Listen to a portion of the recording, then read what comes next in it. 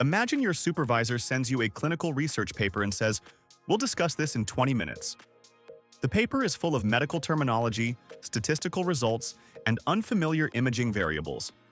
Reading 7 pages may not sound difficult until every paragraph feels like it was written specifically to ruin your morning. Let me show you how I can use chat with PDF to understand the paper from beginning to end without simply accepting a generic summary. I open CitedEvidence and select Chat with PDF from the left menu. The first screen gives me 2 ways to choose a document. I can upload a new file directly, or I can select something that is already saved in my library. I can also switch between the Library and Recent tabs. Library is useful when I have organized files in folders, while Recent helps me reopen something I was using earlier without searching for it again. For this demonstration, I have a medical article titled "Computed Tomography Findings for Predicting Severe Acute Hepatitis with Prolonged Cholestasis." I click Upload Document and select the PDF from my computer. The tool supports PDF, Word, Markdown, and text documents, but here I am working with a PDF. While the paper is being prepared, I can see its processing status at the top. I wait until it changes from processing to ready. That status matters because the chat should only be used after the document has been fully processed. Otherwise, I may begin asking questions before all pages are available for analysis. Once it is ready, the workspace opens. The original paper appears in the large document viewer on the left. On the right, I have the chat panel. This layout is useful because I can keep the source document visible while reading the AI-generated explanation beside it. I am not being asked to trust an invisible summary. I can compare the answer with the actual paper.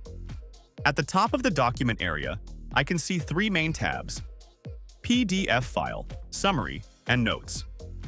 The PDF file tab shows the original document exactly as uploaded.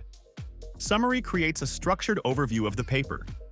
Notes gives me a place to manage the observations and passages I save while reading. I stay in the PDF file view first. Before typing anything, I look at the quick action buttons inside the chat panel. These include options such as Summarize Introduction, Contributions, Methods Used, Limitations, Results, Related Papers, Practical Implications. These are shortcuts for common research questions. They save time when I do not know how to phrase a prompt, but I am not limited to them. I can type any specific question in the box below. I begin with the most basic question.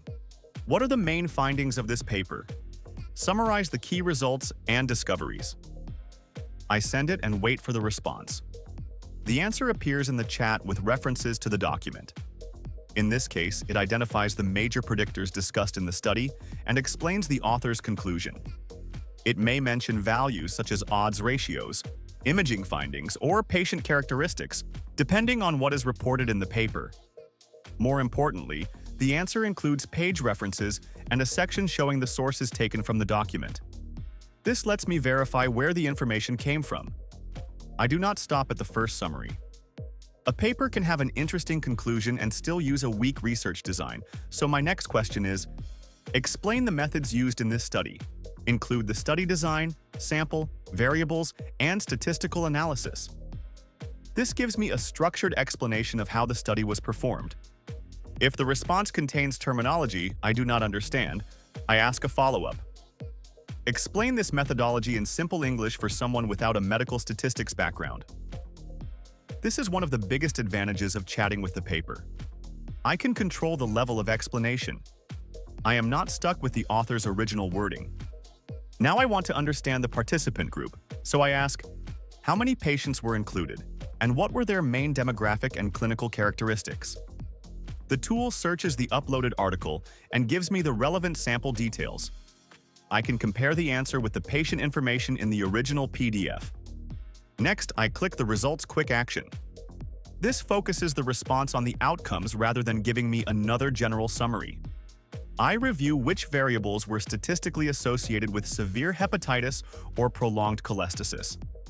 However, statistical significance alone does not tell me whether the study is reliable. I click Limitations. The answer should identify limitations that the authors reported, such as the study design, sample source, retrospective data collection, or limited generalizability. If the limitation section is too brief, I ask, which limitation has the greatest effect on how confidently these findings can be applied to other patient populations? That turns a simple extraction task into actual interpretation. Now I ask a question that is useful for a journal club discussion.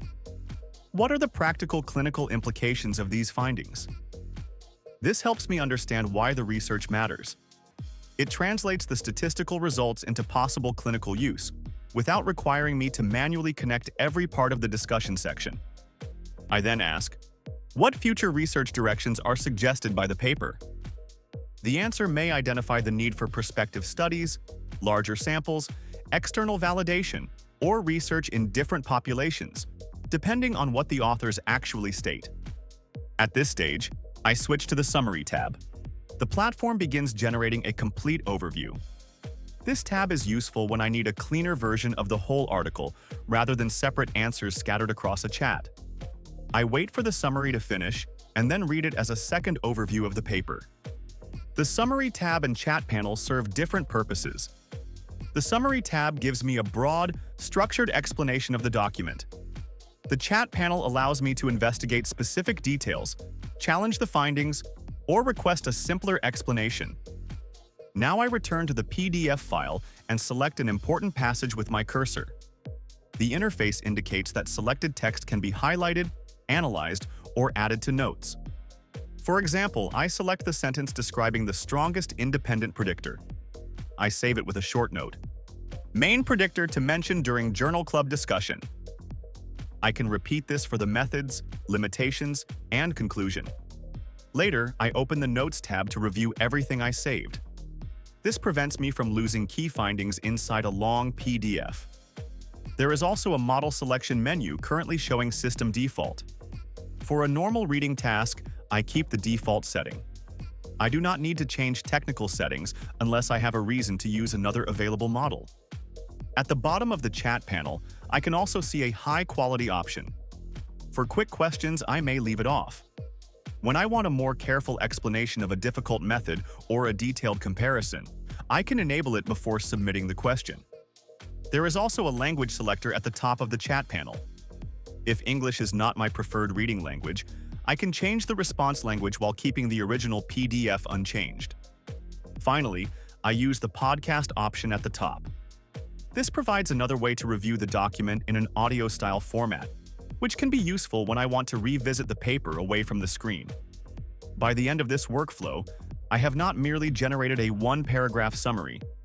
I have uploaded the paper, confirmed that it was ready, reviewed the original PDF, examined the methods, extracted the results, studied the limitations, explored the clinical implications, saved important passages, created notes, generated a full summary, and prepared questions for discussion. Now I can enter the meeting knowing what the study investigated, how it was performed, what it found, where its weaknesses are, and why the findings matter.